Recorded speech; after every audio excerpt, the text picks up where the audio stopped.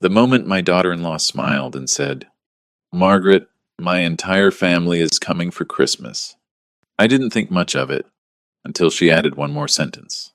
"Just 25 people." 25. She said it the way someone says a few friends. Then she sat down at my kitchen table and began listing them. Her sister, her cousins, her uncle flying in from Miami, children, spouses, everyone. And of course, she said it like it was obvious. "You'll handle everything, right? 3 turkeys, decorations, cooking, cleaning, serving." For 5 years, that had been my job. "Margaret, make coffee. Margaret, cook dinner. Margaret, clean this. Margaret, fix that." And I had done it. Every single time. Because I thought keeping the peace meant keeping quiet. So I smiled. "Perfect," I told her. Her smile grew even wider. Then I said something she never expected to hear. "I'm going on vacation." Silence filled the kitchen. "You can cook? You can clean?" I picked up my coffee. "I'm not your servant." Her face went pale. But what Tiffany didn't know was that 3 months earlier, I had discovered something hidden in my son's office. Something that was about to make her perfect Christmas collapse in front of her entire family. And when that doorbell rang, her world of lies began to fall apart. The woman in my kitchen. At 66 years old, I never expected to feel like a stranger in my own home. Yet somehow, that is exactly what had happened. It didn't change overnight. Things like that rarely do. They change slowly, quietly, almost politely. When my son Kevin married Tiffany 5 years earlier, I truly believed we would become a family. For a while, everything seemed fine. Then small things began appearing. "Margaret, could you help with dinner tonight?" Of course I could. "Margaret, could you tidy up before our friends arrive?" Naturally. But little requests have a way of becoming habits. And habits slowly become expectations. Soon Tiffany stopped asking. She simply assumed. If her friends came over, I cooked. If there was a party, I prepared everything. She hosted. I worked. The strange part was how invisible the work became. Guests would compliment Tiffany. "What a beautiful dinner. What a perfect evening." She would smile proudly, and I would quietly wash dishes in the kitchen. Some of you listening right now probably recognize that feeling. That quiet place where you tell yourself it's easier not to argue, where keeping the family together feels more important than being appreciated. I believed that for 5 years. Until the day Tiffany walked into my kitchen wearing a red dress and announced her wonderful Christmas surprise. And something inside me finally stopped cooperating. The announcement. It was a Tuesday afternoon in early December. Cold outside. Warm inside the kitchen. I was stirring soup when Tiffany walked in without knocking, the way she always did. Her heels clicked against the tile floor. She carried herself like someone arriving at a hotel where the staff already knew her order. "Margaret," she said brightly, "I have wonderful news." Whenever Tiffany said those words, I knew it meant extra work for someone else. Usually me. I kept stirring the soup. "Oh?" She sat down at the kitchen table and crossed her legs. "My entire family is coming here for Christmas." The spoon paused in my hand. "All of them?" I asked. "Yes." She smiled widely. "It's only 25 people." "Only?" Then she began listing them.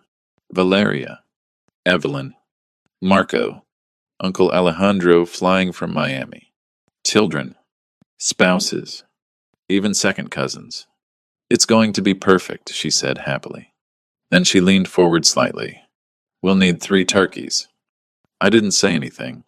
"And your chocolate silk pie." Still silence. "Oh, and you'll decorate the house like last year." My family loved that. She finally asked the question that wasn't really a question. "You'll handle everything, right?" That was the moment 5 years of memories rose quietly inside my chest. And for the first time, I didn't say yes. The word perfect. I turned off the stove. Then I looked directly at Tiffany.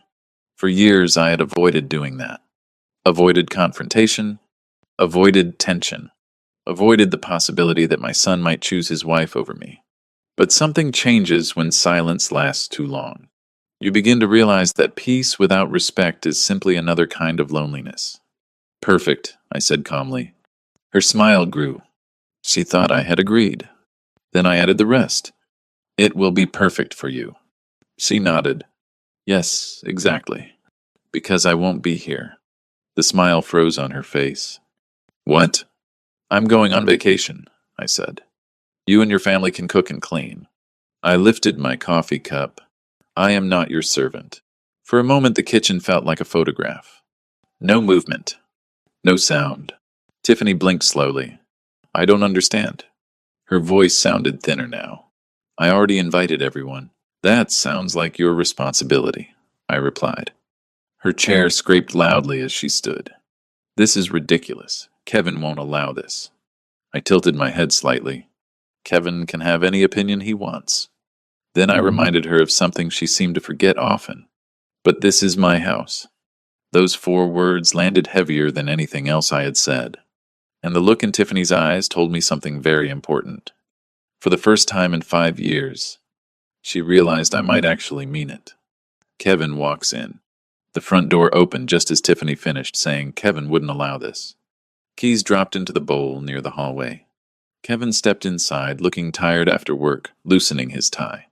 Tiffany rushed toward him before he even had time to take off his coat. Kevin, she said urgently, your mother is being ridiculous. I stayed where I was, leaning calmly against the counter.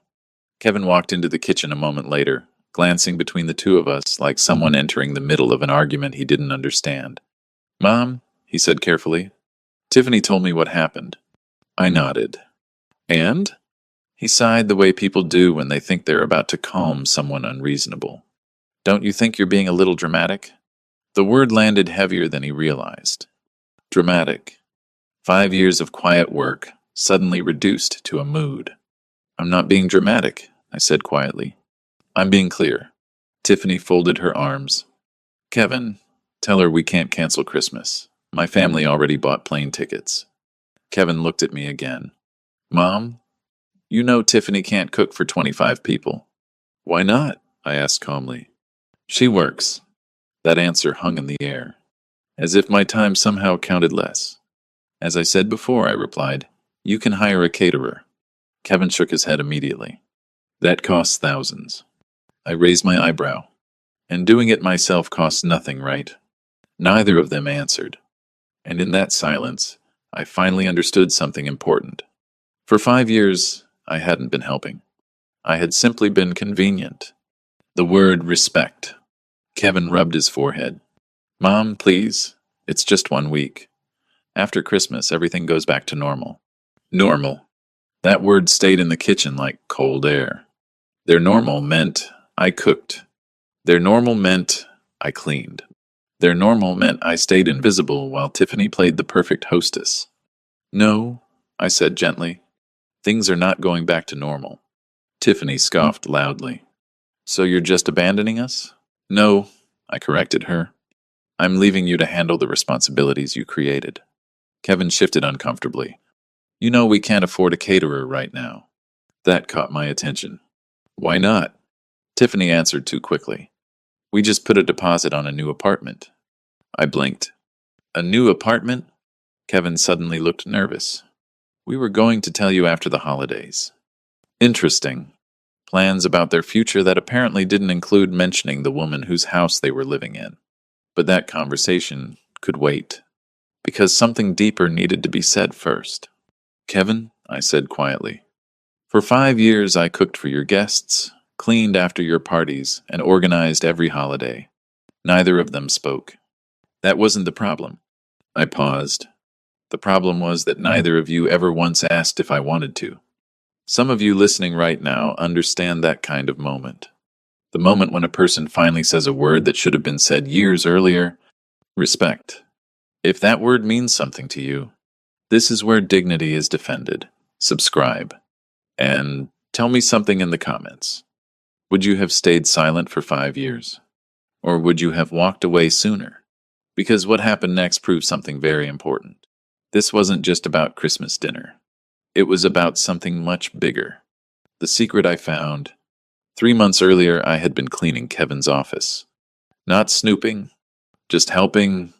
That's what I had always done. While organizing his papers, I noticed a folder that didn't belong with the rest of his work documents. Bank statements. At first, I assumed they were business papers. Then I saw Tiffany's name. Again, and again, and again. Large purchases. Luxury stores. Online orders. Thousands of dollars at a time. My stomach tightened. That night, after Kevin and Tiffany went to bed, I quietly returned to the office. I told myself I was only going to look for a moment. Instead, I stayed there for nearly 2 hours. Credit cards Kevin didn't know about. Personal loans. Balances that kept growing. More than $50,000 in debt. But the worst discovery wasn't the money. It was the emails.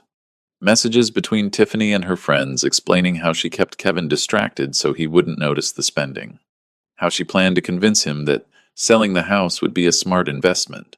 My house. The house I had paid for over 30 years.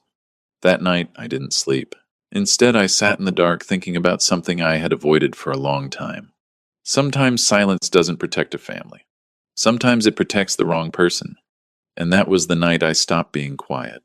Quiet investigation. The morning after I discovered those documents, I did something I had never done before. I stopped assuming things would fix themselves. Instead, I called my lawyer. Robert Miller had helped me years earlier when my husband passed away. He was careful, discreet, and most importantly, he listened. When I showed him copies of the documents, he didn't look surprised. He looked concerned. "Margaret," he said gently, "this situation could become very complicated if you don't protect yourself." Protect myself. The words felt strange at first. For years, my focus had always been protecting the family. But Robert was right, so I began taking small steps. Quiet ones. First, I moved my savings into a new account. Not because I wanted to hide anything, but because financial boundaries sometimes protect relationships before they destroy them. Second, Robert explained something important about the house. Legally, the property belonged entirely to me. No one could sell it. No one could borrow against it, unless I allowed it. But there was still one more step I needed to take. A step that would eventually change everything. Because if Tiffany had been lying to Kevin, there was a good chance she had been lying to someone else too. And sometimes the truth reaches people much faster when it comes from their own family. The emails were polite. Very polite. That part was important. I wrote to 3 members of Tiffany's family. Her uncle Alejandro, her sister Valeria, and her brother-in-law Marco. Each message sounded concerned rather than accusatory. I explained that I had discovered some financial documents that worried me. I told them I feared Kevin might not understand the situation. Then I attached a few bank statements. Just enough to raise questions. Nothing more. Their replies arrived faster than I expected. Alejandro answered first. His message was short. "Mrs. Margaret, thank you for informing us. We will discuss this with Tiffany soon." Valeria's response came next. Longer. More direct. She asked for copies of additional documents. Marco simply wrote one sentence. "This changes things." And then something unexpected happened. None of them contacted Tiffany immediately. Instead, Alejandro wrote again. He suggested waiting until Christmas. Because everyone would already be gathering together. It would be easier to discuss things face to face. I stared at that message for a long time. Sometimes justice arrives loudly. Other times it arrives quietly and sits patiently at the dinner table. The plan. Back in the present, Kevin and Tiffany were still standing in my kitchen. They had no idea that 3 months of preparation already stood behind my decision. "Mom," Kevin said carefully, "where exactly are you going?" "To visit my sister in Miami," I replied. That part wasn't true. But sometimes the truth needs to arrive at the right moment. "And when will you be back?" Tiffany demanded. "After New Year's?"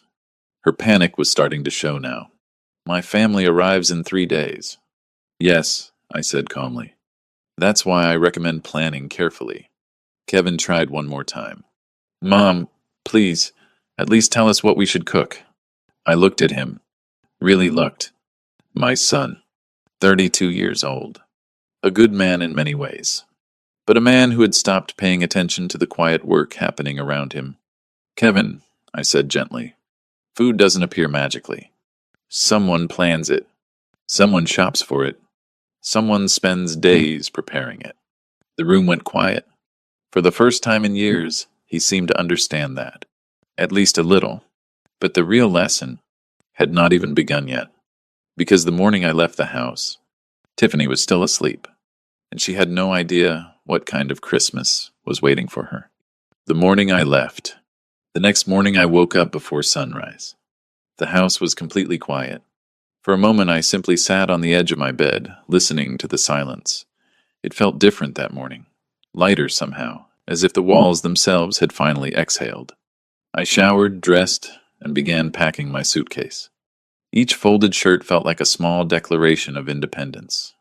Downstairs, Kevin and Tiffany were still asleep. Their bedroom door was closed, and I could hear faint breathing from the hallway. For years, my mornings had started differently.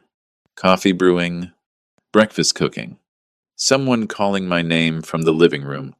"Margaret, could you bring the sugar? Margaret, where are the napkins?" That morning, no one asked for anything. Before leaving, I placed a short note on the kitchen table. "Have decided to leave early for my trip. The house is in your hands. Enjoy your Christmas. Margaret." But there were a few other things I quietly took care of. I emptied the refrigerator. I cleared the pantry. After all, groceries don't magically appear in a house. Someone always has to buy them. I also locked my good dishes and holiday decorations in my bedroom closet. If Tiffany wanted a perfect Christmas for 25 guests, she could create it herself. At exactly 7 o'clock, the taxi arrived. As the driver placed my suitcase in the trunk, I looked back at the house where I had lived for 30 years.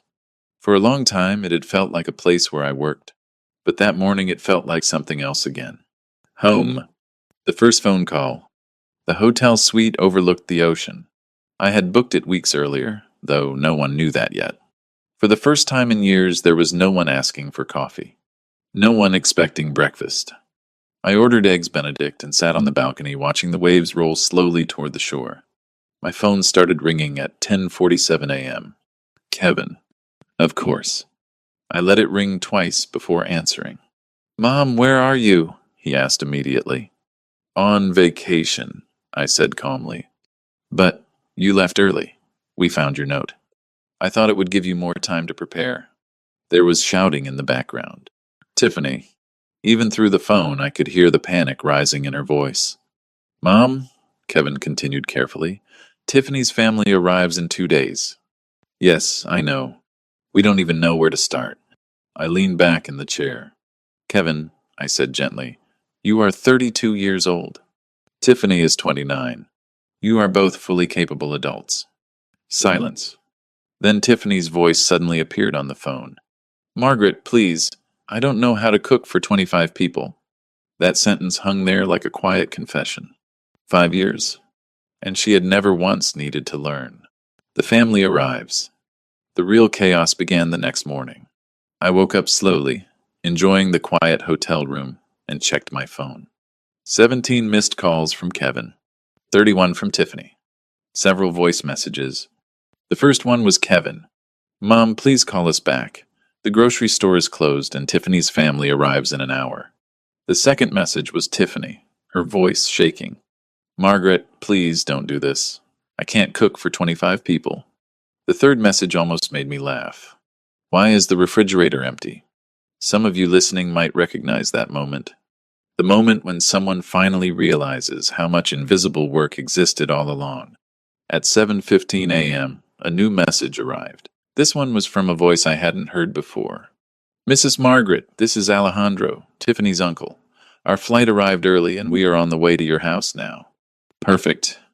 Everything was happening exactly as planned. I poured myself another cup of coffee and stepped out onto the balcony. Somewhere across the city, 25 guests were about to arrive at a house with no breakfast, no decorations, and 2 very unprepared hosts. But the real surprise waiting for them had nothing to do with food. Because by the end of that day, Tiffany's family would discover the truth about her finances. And Christmas dinner would turn into something else entirely. A reckoning. The doorbell. At exactly 8:02 that morning, the doorbell rang. Kevin later told me the sound felt louder than usual, not because the bell had changed, but because the house behind that door was completely unprepared. No breakfast, no decorations, no welcoming table. Just 25 guests arriving with suitcases and expectations. Alejandro was the first to step inside. A tall man in his 60s, calm and composed, the kind of person who notices everything without raising his voice. Behind him came Valeria, then Marco, and several others Tiffany had proudly promised a perfect Christmas. Kevin tried to smile. "Welcome. Please come in." But Alejandro immediately looked around the living room. No Christmas tree. No decorations. No food. His eyebrows slowly lifted. "Tiffany," he said carefully, "I thought you said Margaret organized these gatherings." Tiffany forced a laugh. "She had to leave suddenly." Alejandro nodded once. "Interesting." Then he placed his suitcase beside the door and spoke again. "In that case, perhaps we should discuss the documents she sent us." Kevin froze. "What documents?" Tiffany's face turned pale, because in that moment, her Christmas celebration quietly transformed into something else entirely. A family meeting. And the subject of that meeting was her. The first crack. Kevin later described the room as strangely quiet. 25 people stood in the living room, yet it felt as if the air itself had paused. Alejandro opened a folder. Inside were printed bank statements, credit cards, loan documents, numbers that were impossible to ignore. "Tiffany," he said calmly, "would you like to explain these?" She stared at the papers like someone seeing them for the first time. That must be some misunderstanding." Valeria stepped forward. "It isn't." Her voice carried a quiet authority. "I verified the accounts this morning." Kevin looked from one face to another. "What accounts?" Alejandro handed him the papers. Kevin's eyes moved slowly down the page. The silence stretched longer. Then he whispered something that changed the entire room. "These cards are in my name." Valeria nodded. "Yes." Kevin looked at Tiffany. "When were you going to tell me about $50,000 in debt?" Tiffany opened her mouth. No sound came out. Some of you listening may recognize that moment. The moment when a carefully built story suddenly begins to collapse under the weight of truth. But the real shock had not even been revealed yet. The truth expands. Kevin sat down heavily on the sofa, still staring at the documents. "I never opened these accounts," he said slowly. Valeria nodded again. "We know." Alejandro folded his hands calmly. "Tiffany used your credit information." The room erupted. Voices everywhere. Questions. Shock. Anger. Tiffany tried to speak. "It wasn't like that." But Alejandro raised one hand. "Please stop." His voice was calm, but firm enough to silence the room. "For years you told this family a very specific story."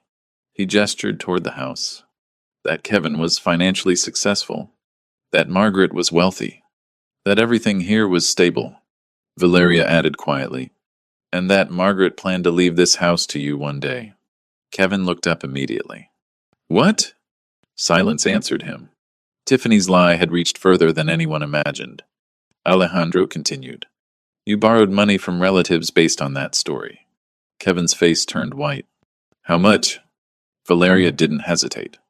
"Over $20,000. Across the room, someone muttered something under their breath.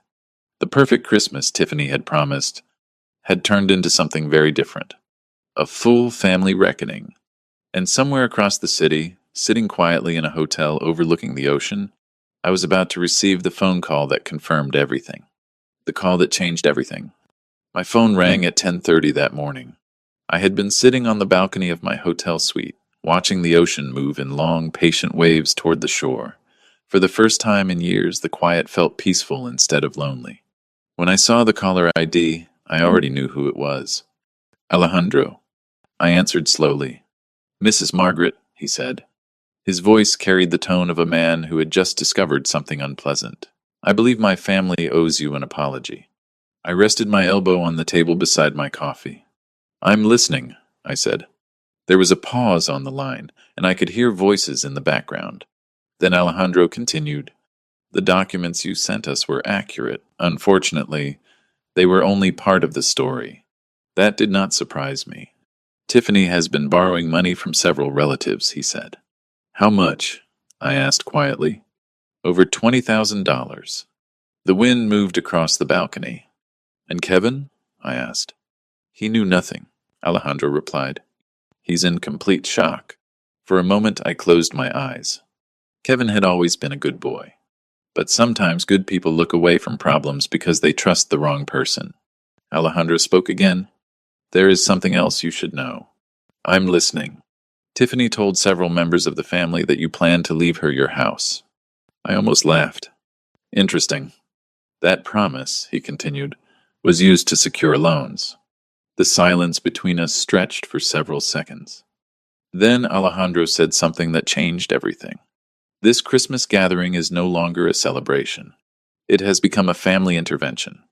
A son finally sees." Later that afternoon, my phone rang again. This time it was Kevin. His voice sounded different. Quieter, older.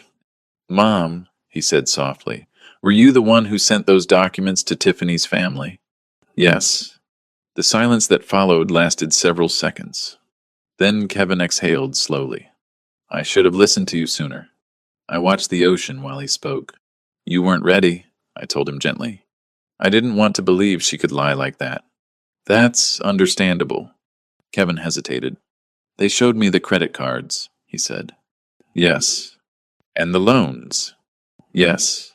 Then his voice dropped even lower. "They also discovered she opened 2 accounts using my social security number." Identity fraud. The words were heavy even when spoken quietly. Kevin sounded like someone walking through the ruins of his own life. "I feel like I don't know my wife," he admitted. Some of you listening may understand that feeling. The moment when the story you believed about your life suddenly stops making sense. Trust doesn't always break loudly. Sometimes it simply collapses. "Kevin," I said carefully, "what happens next is up to you." "I know." He was quiet again. "Mom." "Yes?" "When are you coming home?" I looked out over the water. "Tomorrow, because some conversations cannot happen over a phone. Some truths need to be spoken face to face." And after 5 years of silence, it was finally time. Christmas Eve. Christmas Eve morning arrived cold and bright. The taxi dropped me in front of my house just after 10 o'clock. The driveway was crowded with rental cars. Suitcases stood near the front door. Voices filled the living room. But the moment I stepped inside, everything stopped. Kevin stood near the window.